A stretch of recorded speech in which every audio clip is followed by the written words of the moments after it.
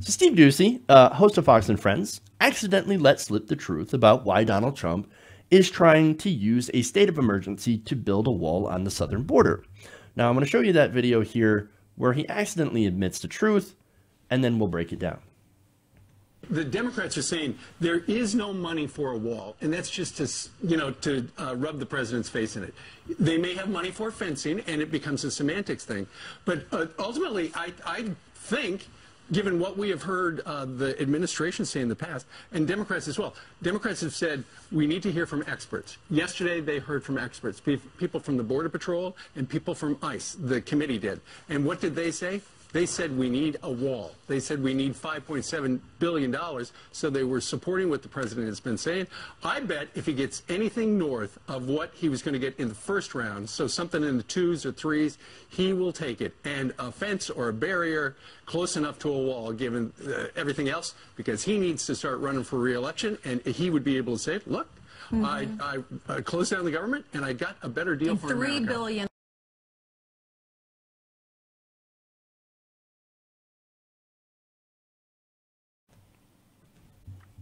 All right, so that's a bit of an admission. Thanks, Steve.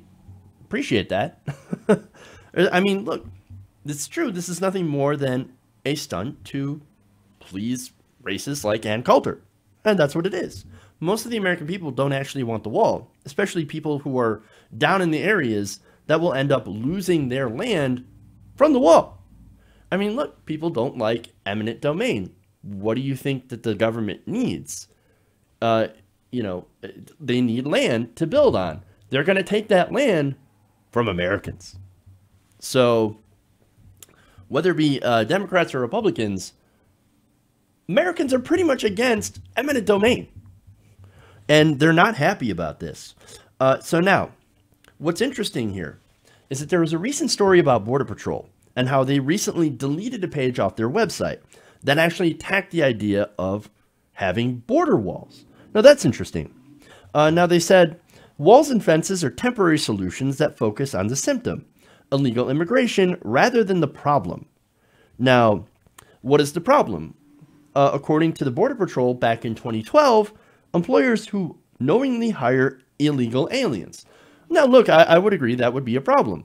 Yes, there would be less immigration if less corporations and companies hired undocumented immigrants. Now, Donald Trump did hire some of those. So, that's interesting, right? Just a little interesting tidbit there. But more on this page here. Now, they also disagreed with wasting taxpayer money on building fences and walls along the border as a means of curtailing illegal entries into the United States. Yeah, well, that makes sense. Hillary Clinton ran on a fence, and I thought that was a ridiculous idea. Both Democrats and Republicans, they don't want to attack the real issue behind illegal immigration. Now, they said, interestingly enough, in that same webpage, they said until we attack the root causes of illegal immigration, that fencing and walls is essential. So, okay. So now, how do we actually, what is the real issue that is driving this immigration? Which, by the way, over the last few years has dropped precipitously. In fact, most people actually stay in the country. They don't cross the border in order to get here. They overstay their visas. And that's normally work visas, right? So now, how do we, what are the issues, right? And how do we stop them? Well, for one, I think we should end the drug war. You legalize, regulate drugs, and take the power out of the hands of the cartels. Now, that would be one way to do it, right? And I'm actually trying to assist some of these countries, like Honduras and El Salvador, by trying to target poverty, right?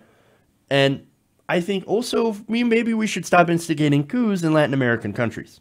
Now, none of those things we have done under President Trump, nor have we done them under President Obama or anyone else.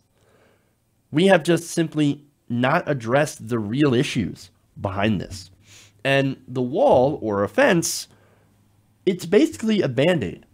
And right now, since there is immigration from Mexico that is so low, right, I mean, sure, you have these small waves of refugees, and that's different from illegal immigration. It is refugees, right? This is basically a band-aid solution in search of a problem. So instead of owning up to our interference in Latin America or the drug war, we're putting up a racist wall at a massive expense to the taxpayers. Remember, the $5.7 billion that Trump shut down the government for is not actually going to build a wall. It's not going to build the entire wall. It's going to build a very small section. So understand that. The funding that he's been trying so hard to secure is not going to cover it. It's anywhere from $20 to $60 billion for a border wall. So, okay. And then what happens when the Democrats give him that? Well, then he's going to ask for more. Then he's going to ask for more. Then he's going to ask for more. It's going to be a continued cycle of trying to take the government hostage. That's why you can't give in. As far as border security goes, again, I think the best way to do this would be, yes, you hire more border agents and you hire immigration judges. I think that's the biggest thing. The humanitarian crisis down there is people having to wait years and years, sometimes decades, to get into the country legally, right? Especially when they're a refugee from a country that is plagued with violence, a lot of it from our drug war. So, but again, with Republicans, with Donald Trump specifically, this is about basically a gimmick to try to get people who are super afraid of immigration on their side. And here's Steve Doocy admitting it. Hey guys, hopefully you enjoyed that free video. Now I'm going to have to ask you a favor. Between the demonetization and the YouTube algorithm messing around with view counts, etc., we're having a hard time adjusting to the new YouTube reality, which is where you guys come in. See, we have a Patreon, patreon.com/TYTNation, set up to help us rely on you guys, the viewers, instead of big corporate ads. Look, you know the show. You know I'm not in favor of big corporations anyway. So help us transition away from relying on the ad model to pay the bills and sign up to be a patron, patreon.com/TYTNation. That goes a long way to help us keep the lights on. And you guys will know that you're supporting independent, progressive media.